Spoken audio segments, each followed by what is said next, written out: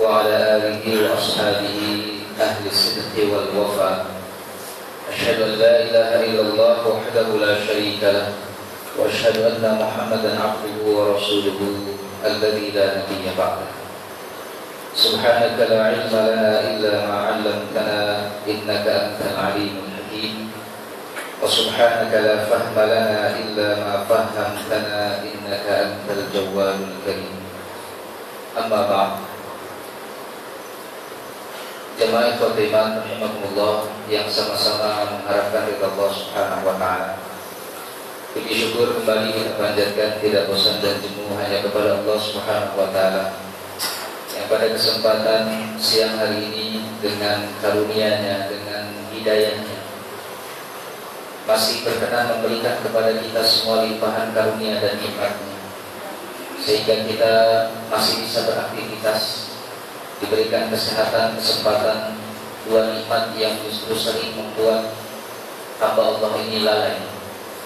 Tetapi Allah Subhanahu wa taala memberikan hidayahnya kepada kita, maka kedua nikmat ini kemudian kita optimalkan untuk senantiasa kita pergunakan beribadah kepada Allah Subhanahu wa taala. Wabil khusus di bulan suci Ramadan ini tentu peluang-peluang untuk ibadah, untuk beramal itu sangat luas dan sangat besar sekali diberikan oleh Allah Subhanahu wa taala. Hadirin ikhwatul iman rahimakumullah, Bapak Ibu yang berbahagia. Allah Subhanahu wa taala memberikan kepada kita sedikitnya 3 nikmat. Sedikitnya 3 bekal.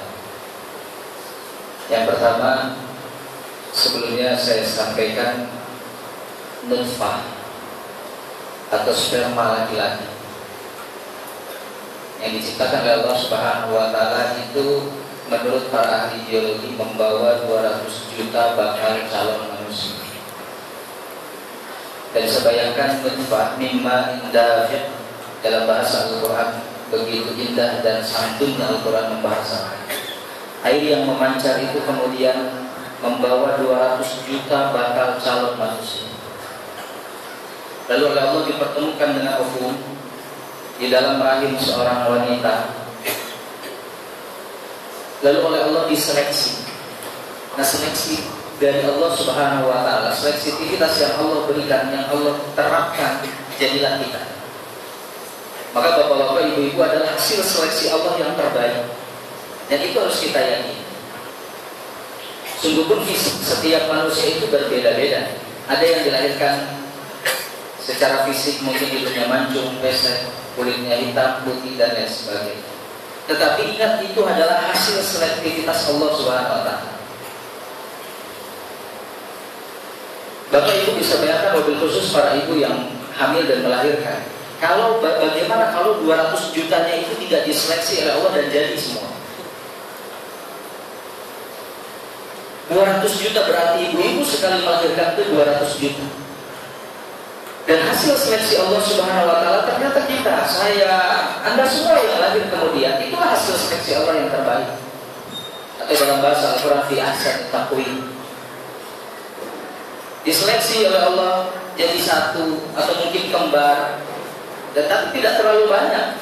Tapi kalau 200 jutanya itu, kalau betul 200 juta bakal calon manusia dan tidak diseleksi lalu jadi semuanya, kita bisa bayangkan. Maka Allah Subhanahu wa taala memberikan kepada kita fisik dengan kondisi yang tentu berbeda-beda, tetapi yang patut kita garis bawahi adalah kita bersyukur dengan apa yang Allah berikan. Nah, Rasulullah SAW mensyukuri fisik yang Allah berikan. Dicontohkan oleh Rasulullah kepada kita umatnya. Pertama, Rasulullah mensyukuri fisik yang Allah berikan itu dengan cara berolahraga. Ternyata olahraga itu adalah sunnah Rasulullah SAW, tentu tergantung olahraganya. Tapi kita lihat kemudian bagaimana Siti Aisyah dalam hadis riwayat Bukhari Muslim menyebutkan, aku suka diajak oleh Rasulullah adu balap lari. Terkadang aku yang menang, terkadang aku kalah. Dalam bahasa hadisnya, terkadang aku mendahului Rasul dan terkadang Rasul mendahului aku. Adu balap lari. Ternyata itu upaya Rasulullah mensyukuri fisik yang Allah berikan. sunnahnya olahraga itu membawa istri. Rasulullah pernah membawa Siti Aisyah hanya untuk melihat Rasulullah berlatih pedang, peperangan, berlatih panah di Masjid Nabawi. Kondisi Masjid Nabawi tidak seperti sekarang waktu di zaman Rasul. Nah, sunnahnya Bapak Ibu, olahraga itu bawa istri. Jangan sampai istrinya Ani yang dibawa Wiwi. Itu tidak nyunah. Sudah jelas istrinya Ani yang dibawa Wiwi. Dan para bapak itu ketika dia mau olahraga dan istrinya mau ikutnya dan nggak jadi. Bapak mau kemana? Mau jogging, mama ikut. Nggak jadi ya? Nggak tahu kan? Ya. Sunnahnya bawa istri. Tapi dengan sesuaikan dengan olahraga. Rasul Siti Aisyah kan seperti itu, hadis sahih Bukhari Muslim. Kapan Aisyah engkau mendahului Rasul? Saat Rasulullah fisiknya sudah mulai melemah, Rasul manusia. Dan kapan Rasulullah mendahului engkau? Saat fisik Rasul memang sedang kuat-kuat.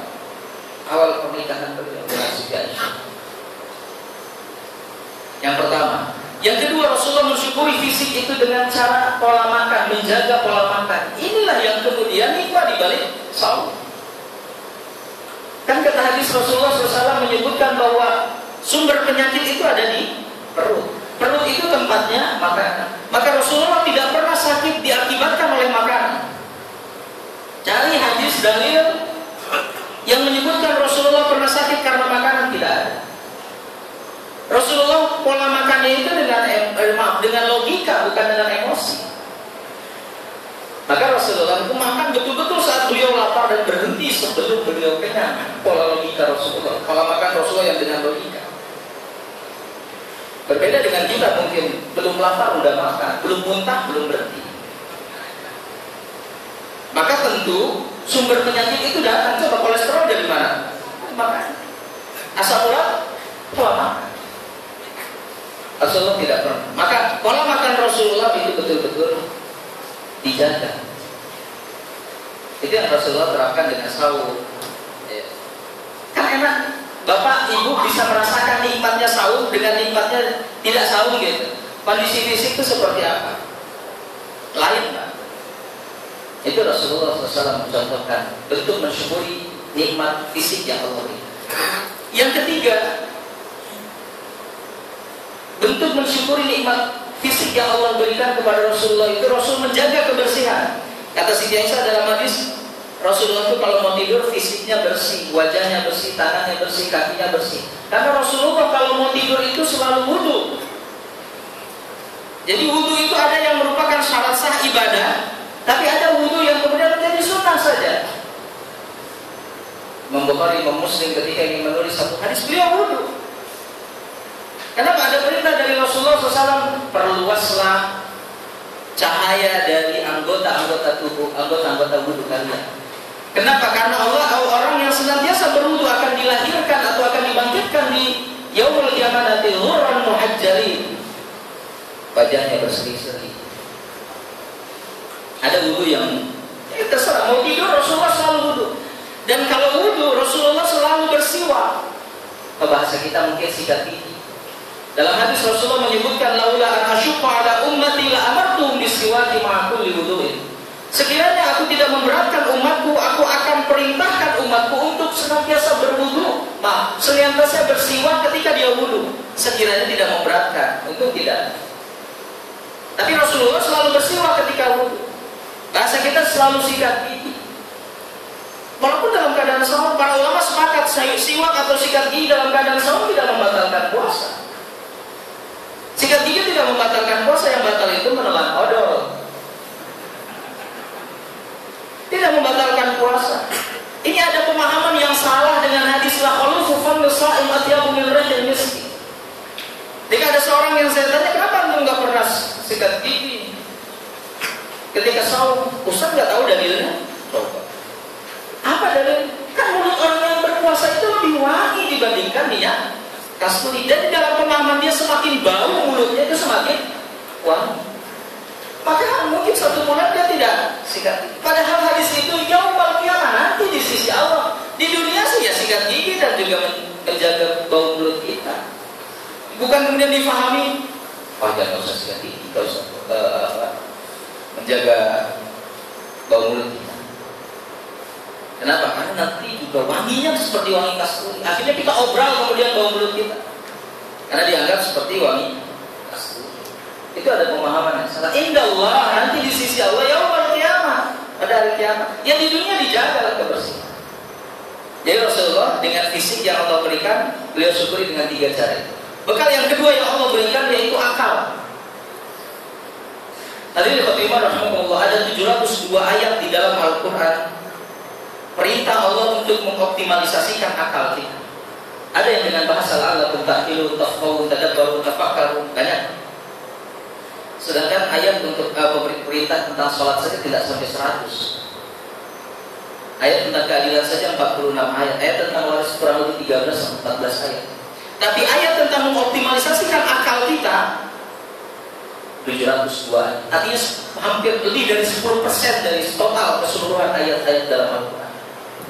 Itu menunjukkan bahwa segala amal ibadah kita harus berbasis ilmu. Bapak Ibu, sholat tanpa ada basis ilmu tidak akan diterima oleh Allah Subhanahu wa Ta'ala. Bahkan ayat pertama yang Allah turunkan itu adalah basis keilmuan. Iqra, itu sudah basis ilmu. Maka otak akal kita manusia itu semakin dipakai justru semakin bagus, semakin diasah justru semakin bagus. Ada orang yang kemudian ditanya, kenapa Bapak tidak pernah tilawah? Tahu Ustaz, takut cepat rusak otak saya. Jadi dianggap otak itu seperti alat elektronik, kalau sering dipakai jebol, rusak. Justru semakin dipakai itu semakin bagus. Bahkan saya pernah membaca sebuah penelitian, jujur dari orang-orang Muslim, penelitian dari orang Barat menyebutkan angka kemungkinan orang terkena penyakit pikun itu, kelompok pertama yang tidak akan pernah terkena penyakit pikun itu adalah kelompok hafizul Quran, orang-orang yang hafal Quran. Hafal Quran berarti dia otaknya terus muter, Pak. Orang-orang yang sudah menyatu hidupnya dengan Al-Quran, begitu lihat gunung ingat dengan ayat Al-Quran tentang bagaimana penciptaan gunung. Ketika lihat langit ingat bagaimana tentang penciptaan langit, karena ada ayat. Ketika ada laut, bagaimana penciptaan laut dan bagaimana laut itu kemudian ditimpahkan, ditumpahkan nanti yaumul qiyamah. Bagaimana juga gunung akan bertebaran seperti kapas-kapas ketika yaumul qiyamah. Artinya muter terus. Maka orang-orang seperti ini, kelompok seperti ini, menurut penelitian dia tidak akan terbebas dari penyakit pikun, karena otaknya selalu dipakai. Jadi tidak ada cerita Bapak Ibu yang mengaktifkan terus otaknya tentu dalam hal yang baik itu kemudian akan cepat rusak. Tidak, itu semakin bagus.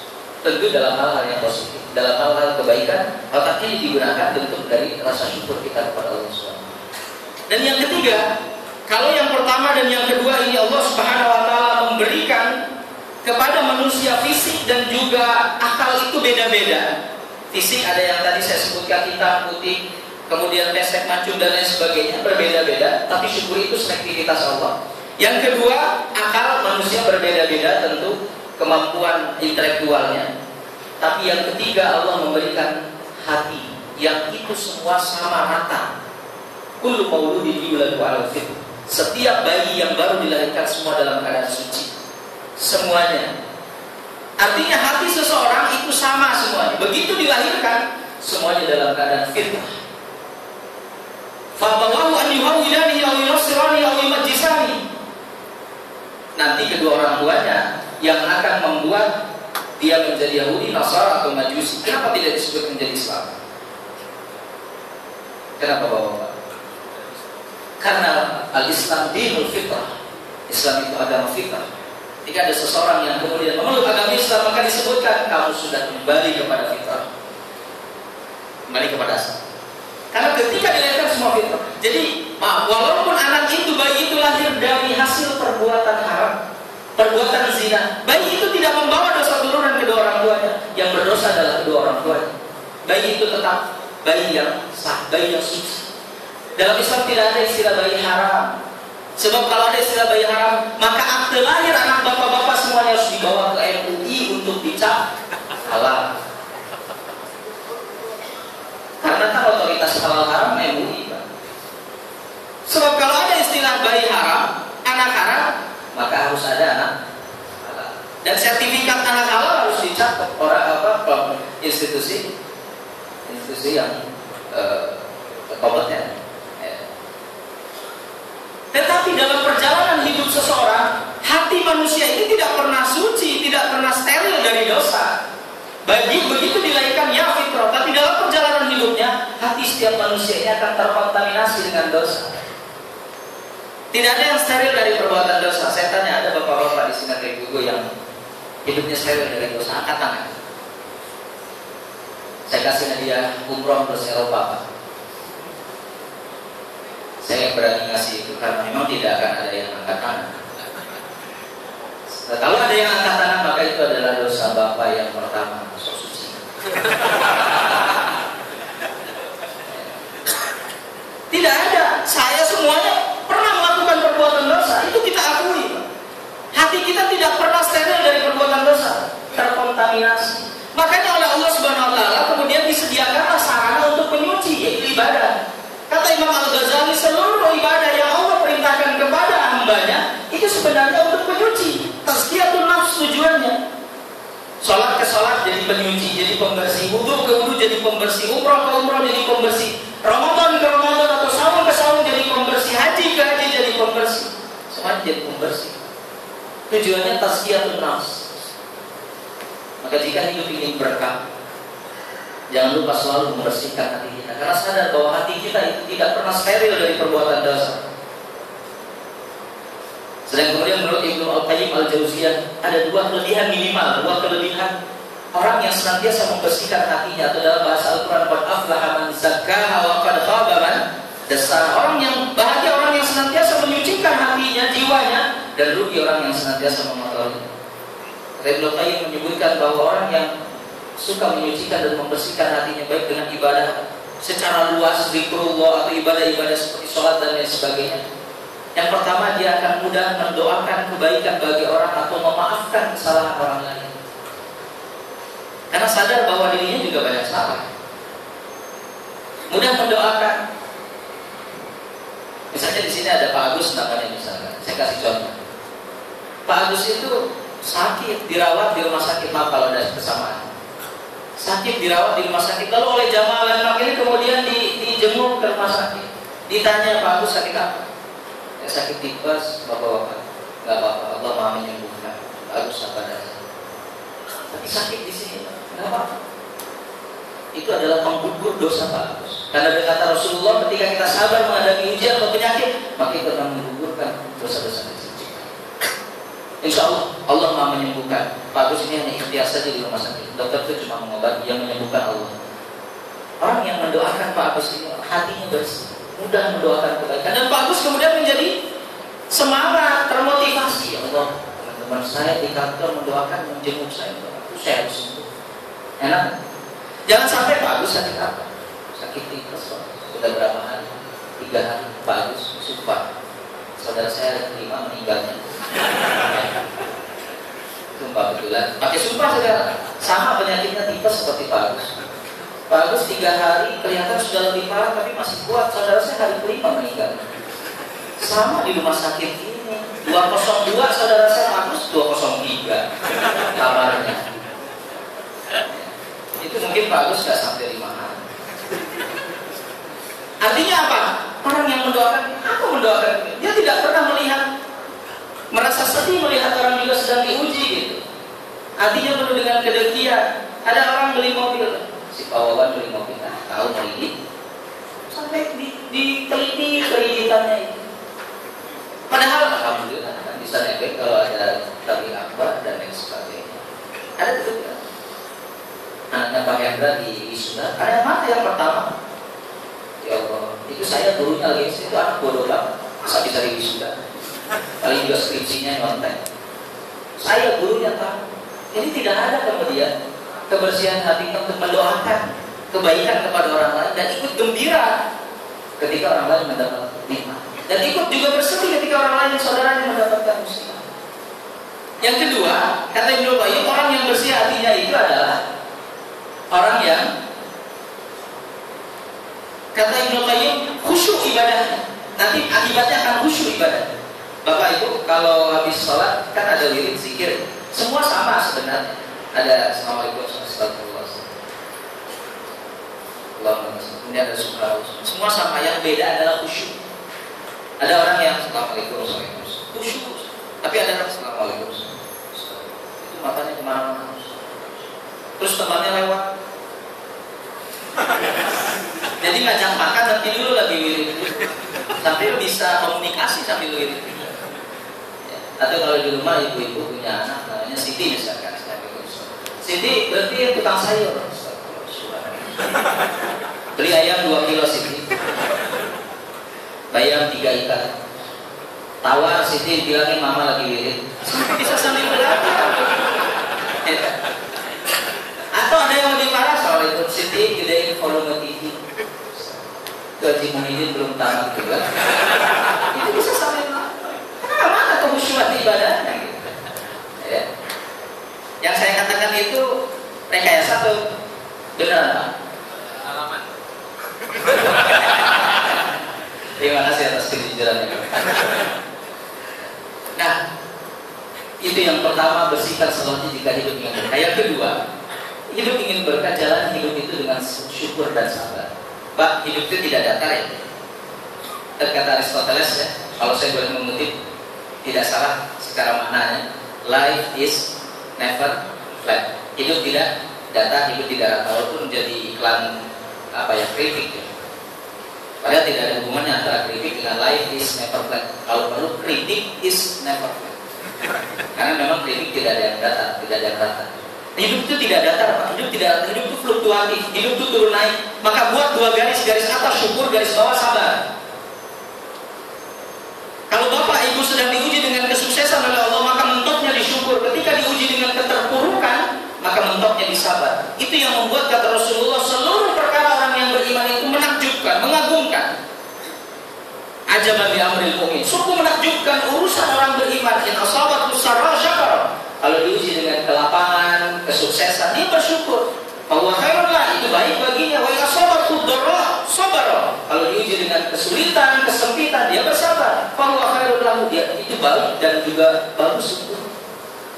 Jadi menakjubkan kata Rasulullah, urusan orang beriman semuanya menakjubkan. Sukses syukur, kemudian sedang gagal sabar, menakjubkan, dan dua-duanya berpahala. Ada anekdot tentang syukur dan sabar. Saya punya sedikit cerita, Bapak mau tahu? Ada seorang wanita cantik Pak, oleh juri kecantikan dinilai 9,7 kecantikan. Kira-kira Bapak seleranya berapa? Ini 9,7, nyaris sempurna. Tetapi dia punya suami oleh juri ketampanan dinilai cuma 2,3. Bapak jangan ketawa dulu, bisa jadi itu dialami. Ya. Kan kita suka lihat di jalan, kita yang bisnis sama istri kita melihat ini, ya Allah istrinya begitu cantik, suaminya astagfirullah. Kok mau-maunya ya? Kan ada. Atau sebaliknya, ya Allah suaminya mana mancung dan istrinya nauzubillah. Itu tidak boleh. Jodoh itu unpredictable, unrational. Tidak bisa diprediksi, tidak bisa dirasionalisasi dan mungkin dialami oleh Bapak. Walaupun 2,3 suaminya ini dia seorang direktur. Nah, mungkin yang 9,7 mau itu karena direktur. Lagi-lagi rezeki tidak bisa diprediksi, tidak bisa dirasionalisasi. Suatu saat si suami ini, direktur ini, kemudian rapat direksi. Dia punya perusahaan yang begitu besar. Rapat direksi, ketika sepulang dari rapat direksi, pulang ke rumah, menangis si suami ini. Ibu-ibu kalau suaminya pulang kerja, pulang kantor nangis, pasti bertanya, Bapak kenapa? Ini juga bertanya si istrinya, Bapak kenapa menangis? Tadi itu Bapak habis rapat, seluruh manajer bawahan Bapak semua datang yang terkait dengan rapat Bapak. Kenapa? Perusahaan kita rugi Pak? Enggak, perusahaan kita semakin untung. Bahkan Bapak akan membuka cabang di luar Nagrek. Luar negeri mah biasa, di luar Nagrek. Jadi semakin untung. Ya. Lalu kemudian kata istrinya, kalau semakin untung kenapa Papa nangis pula? Tadi itu Papa rapat, seluruh manajer Papa, seluruh direksi Papa itu bawa istrinya masing-masing. Cuma Papa yang istrinya gak datang. Oh jadi Papa marah, jadi istrinya mulai pancing emosi. Papa marah karena Mama gak datang? Bukan itu Mak. Lalu karena apa? Semakin penasaran. Begitu Papa bandingkan seluruh istri para manajer, tidak ada yang secantik Mama. Ya 9,7. Pokoknya Papa nikah, wah luar biasa. Pokoknya Mama paling cantik. Ada yang Mama datang pada saat rapat direksi, Mama adalah Tuhan yang paling seksi. Kenapa Papa ketawa? Nah, tanpa diduga istrinya itu menangis. Kenapa Mama menangis? Pak, kalau Papa menangis bersyukur karena memiliki istri seperti ini. Gak tahu minta Mama menangis karena bersabar memiliki Pak Bu, dua-duanya dapat pahala. Dapat, yang satu menangis karena syukur, yang satu menangis karena sabar. Dua-duanya pahala. Ya, hidup itu seperti itu Pak. Kalau ingin berkah, jalani hidup dengan syukur dan sabar, karena hidup tidak ada yang datar. Bapak sekarang lagi sukses. Wa tilkal ayyamu nudawiluha bainan nas. Kata Allah, hari itu dipergilirkan di antara manusia. Akan ada masanya Pak. Akan ada masanya. Kita juga awalnya dari lemah, kuat, lemah lagi, meninggal, kata Allah dalam Al-Quran. Kan seperti itu, ada masanya, sunatnya. Yang kedua, misalkan contoh untuk jalan hidup syukur dan sabar. Kalau bapak-bapak semua atau ibu-ibu mencari calon suami, saya kasih pilihan 2 calon, A dan B. A, yang pertama, anggaplah bapak-bapak ini wanita sedang mencari calon suami. Yang A, kaya, ganteng, pintar, tapi sayang dia pelit dan kasar. Rasulullah kepada istrinya tidak pernah memanggil dengan panggilan yang menghinakan. Mentang-mentang istri kita kemudian gendut, kita panggil Dut, tidak. Rasulullah selalu memanggil dengan panggilan yang memuliakan, menghormati. Siti Aisyah selalu dipanggil dengan panggilan Umairah, wahai pipi yang kemerah-merah. Jadi ada seorang jamaah kemudian menyebutkan, Ustaz, istri Rasul Siti Aisyah itu memang putih pipinya, memang putih kulitnya, istri saya hitam. Jadi saya tidak bisa memanggil istri saya Umairah. Maka saya mengganti panggilan istri saya dengan wahaya Umairah. Ya. Jadi ada umainya Pak, tapi agak tidak enak terdengar remnya itu. Saya pikir itu bukan menghormati tapi menghinakan juga. Ya Umairah katanya. Ya. Ini kaya, ganteng, pintar, kasar, tapi kasar dan pelit. Yang kedua, sebagai bahan perbandingan, yang kedua, dia dermawan, lemah lembut sama istrinya, mama, saya, umi, lemah lembut. Kemudian dermawan, tapi sayang dia miskin. Dia kurang pintar dan agak malu kalau dibawa ke undangan. Tapi dermawan, Bapak, Mama tuh capek ke pasar tuh jalan kaki terus beliin motor. Mama mau beli motor? Beli mah, nggak usah pakai kredit, cash kalau ada. Iya kan dermawan. Pak, ini rumah musim hujan bocor terus, renovasi itu. Gak usah direnovasi Mak, kita ratakan dengan tanah, kita buat 4 lantai kalau ada uang. Ini sudah dermawan Pak, tapi saya dia miskin. Beli kalau ada uang. Ya nggak apa-apa segitu juga. Kira-kira Bapak mau pilih mana? A atau B? Komplain katanya C. Kebaikannya itu tergabung di C, baik, pintar, kaya, ganteng dan lain sebagainya. Ingat Pak, hidup itu tidak seperti apa yang kita inginkan. Hidup seperti apa yang kita jalani. Seperti itulah. Jalan hidup dengan syukur dan sabar. Kemudian yang ketiga, saya ada 5, tapi karena saya masih ada 1 pertemuan lagi, maka itu akan saya PR-kan lagi supaya Bapak Ibu menjadi penasaran. Apa sih sebenarnya keberkahan hidup yang ketiga kemarin dulu? Masih cukup? Yang ketiga? Masih cukup? Baik, yang ketiga berarti ada PR 2 nanti saya letak. Yang ketiga, jika hidup ingin berkah, ya, maka arahkan jarum pikiran, hati dan perbuatan kita hanya untuk mengharapkan ridho dan rahmat Allah Subhanahu wa taala. Pak Bu, Rasulullah pernah membuat sebuah pernyataan dalam hadis yang diriwayatkan oleh Imam Al-Baihaqi, Imam At-Tirmidzi. Hadis dari Abu Sa'id Al-Khudri, Rasulullah bersabda, "La yudkhila ahadakumul jannata 'amaluhu." Tidak akan masuk surga salah seorang di antara kalian karena amal ibadahnya semata. Ini sebuah pernyataan hadis sahih dan Rasul menggunakan kalimat lan. Dalam bahasa Arab kalimat lan itu berarti sekarang tidak, sampai kapanpun tidak. Dalam Al-Quran ada walan tardo ankal yahudu walan nasara hatta tattabi'a millatakum. Orang Yahudi dan Nasrani tidak akan pernah itu. Saat ini tidak, sampai kapanpun tidak. Ada fa'illam taf'alu walan taf'alu. Kamu tidak dapat melakukan hari ini, besok kapanpun juga tidak akan bisa melakukan untuk mendatangkan yang semisal dengan Al-Quran. Rasulullah pernah disebutkan tidak akan masuk surga salah di antara kamu karena amal ibadahnya. Para sahabat itu bertanya-tanya, oh benar. Lalu buat apa kita salat? Buat apa kita saum? Buat apa kita zakat, haji dan lain sebagainya?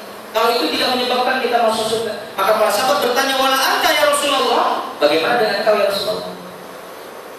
Kata Rasul, wala ana, aku juga tidak. Aku juga masuk surga bukan karena amal ibadahmu. Rasulullah yang sudah jelas amal ibadahnya, kalau kita digabungkan amal ibadah seluruh hamba Allah di muka bumi ini saat ini untuk menandingi amal ibadah Rasul, tidak akan pernah akan.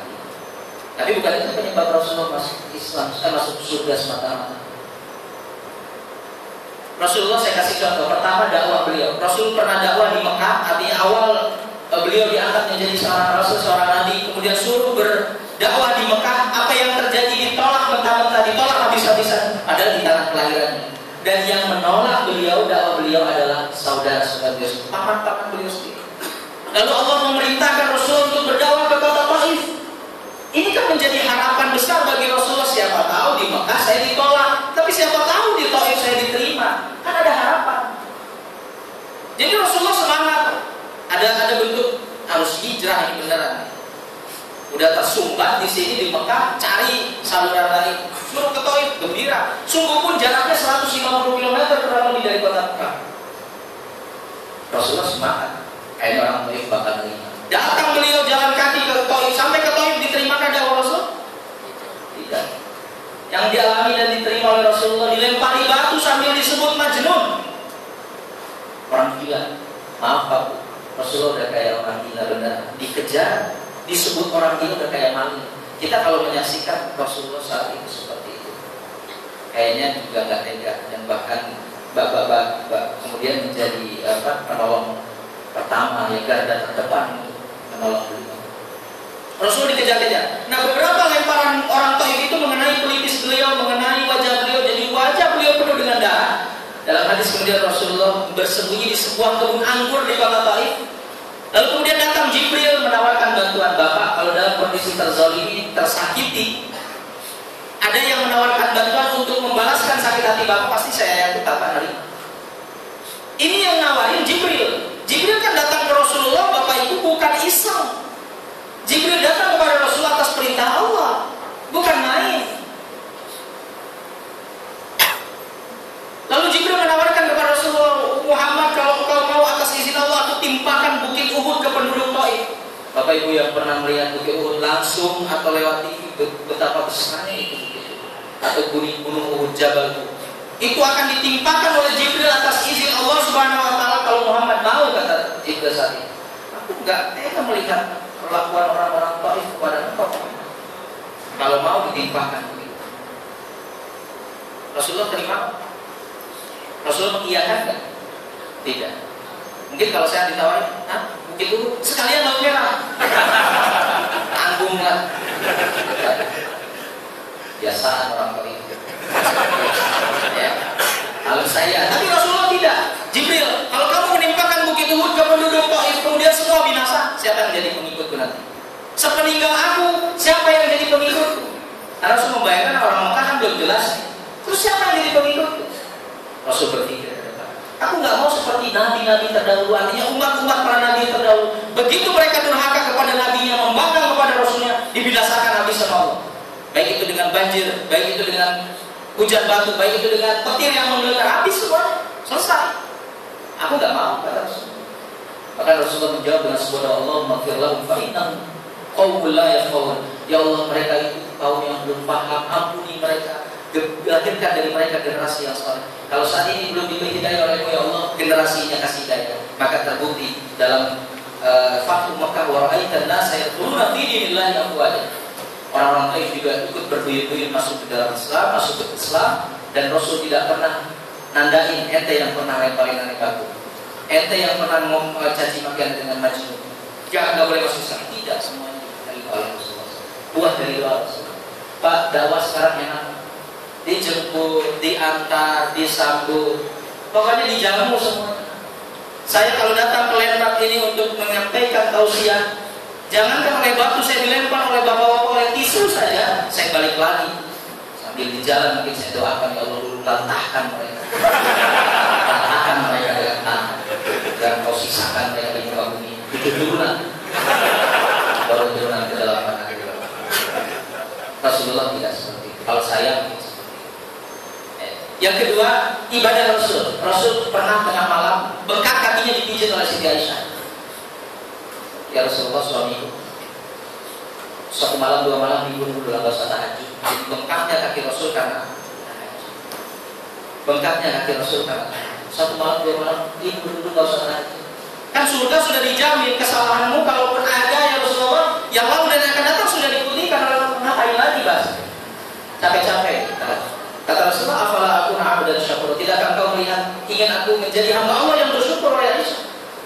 Jadi bengkaknya kaki Rasul karena tahajud. Bapak ada yang bengkak karena tahajud? Kita tuh bengkak asam urat. Dalam hadis Rasul disebutkan hatta tatafattara qadamahu, kata Siti Aisyah, sampai pecah-pecah itu telapak kakinya, ya, tumitnya pecah-pecah. Kita kan pecah-pecah kelamaan di air. Bahasa Jermannya Rombegen, atau bahasanya perpecahan antar suku. Jadi suku itu kan kaki, jadi terjadi perpecahan. Ya. Nah, Siti Aisyah seperti itu, sampai kaget Siti Aisyah, ya Allah, Rasul udah kayak begitu, surga udah dicari, masih begini ibadahnya. Hudzaifah bin Yaman, seorang sahabat yang 20 tahun lebih muda dari Rasulullah, pernah sholat di belakang Rasul, sholat malam. Kemudian Rasulullah pada rakaat pertama membaca surah Al-Baqarah. Kata Hudzaifah dalam hati, sepertinya Rasulullah akan ruku pada ayat ke-100. Ternyata tidak nyambung. Sepertinya ayat ke-200. Ternyata sampai akhir Al-Baqarah, sepertinya akhir Al-Baqarah Rasulullah akan ruku. Nyambung surah Ali-Imran. Sejak itu Hudzaifah nggak pernah ikut. Ya, kan kita juga kalau tarawih Pak, pasti diri 1 jam, pasti diri 15 menit. Kita kalau bisa ada yang 5 menit gitu, ya, nggak akan pernah laku kalau masjid itu kalau satu malam 1 juz. Ini Rasulullah 1 rakaat Al-Baqarah 286 ayat, kita masih mending lah Al-Baqarah akhir ya amanah Rasulullah itu masih Al-Baqarah Pak, atau Alif Lam Mim Allah itu juga masih Al-Baqarah. Rasulullah sholat seperti itu, tapi jawaban Rasulullah, gak apa-apa bengkak. Tidak akan kau lihat aku ingin menjadi hamba Allah yang bersyukur. Artinya bahwa kalau begitu kata sahabat, apa yang menyebabkan kau masuk surga ya Rasulullah? Illa an yataghammadani Allahu bi rahmati. Melainkan ketika amal ibadah kalian semua dibungkus oleh rahmat Allah Subhanahu wa taala. Pak Bu, kita beribadah bukan karena ibadah kita semata-mata kita masuk surga, tapi karena rahmat Allah Subhanahu. Artinya begini, bahwa Bapak Ibu bisa beribadah itu karena rahmat Allah, sehat dan kesempatan waktu luang itu dan lain sebagainya itu karena rahmat Allah. Karena amal ibadah kita untuk membayar nikmat alis saja belum terbayar, apalagi nikmat surga. Saya tanya Bapak, alis ke rambut berapa jaraknya, berapa senti? Alis Bapak ke rambut berapa jaraknya? Mungkin ada yang 1 senti, mungkin ada yang 2 senti, mungkin ada yang 15 senti. Karena sisa rambutnya di sini. Maaf, saya bukan mengira, karena memang ada yang itu. Ingat selektivitas Allah, ya. Nah, tetapi pernahkah kita tafakur ini rambut dan alis jaraknya tidak terlalu jauh, masih dalam satu area, masih dalam satu tanah, satu kepala, tapi kok pertumbuhannya berbeda? Saya sejak kecil tidak pernah menggunting alis, apalagi mencukur habis alis.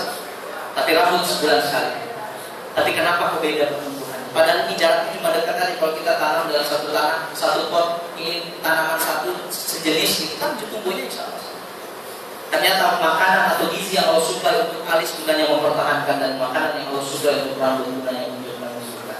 Bapak Ibu bisa bayangkan kalau kemudian alis Bapak Ibu panjangnya seperti rambut, maka mungkin ada salon kepang alis, ya, dan lain sebagainya lah, dan akan menutupi penglihatan kita. Coba lihat di kepala kita bapak-bapak yang laki-laki terutama, ada berapa jenis bulu, tapi Allah begitu indah, maha indah, maha hebat, maha sempurna dalam pertumbuhan bulu-bulu ini. Rambut, ada alis, ada bulu mata, ada bulu hidung, ada kumis, ada jenggot, ada janggut, semuanya berbeda. Begitu teliti, begitu rapi Allah Subhanahu wa taala, itu sempurna. Jadi jika kita ingin berkah, arahkan hidup kita, akal pikiran dan hati perbuatan kita hanya semata-mata mengharapkan ridho Allah Subhanahu wa taala dan rahmat Allah. Tidak salah Bapak Ibu kalau saya tanya kenapa saum masuk surga. Boleh ibadah karena pengen masuk surga? Boleh Pak? Boleh, nggak apa-apa. Tadi kata Imam Ghazali itu level terendah.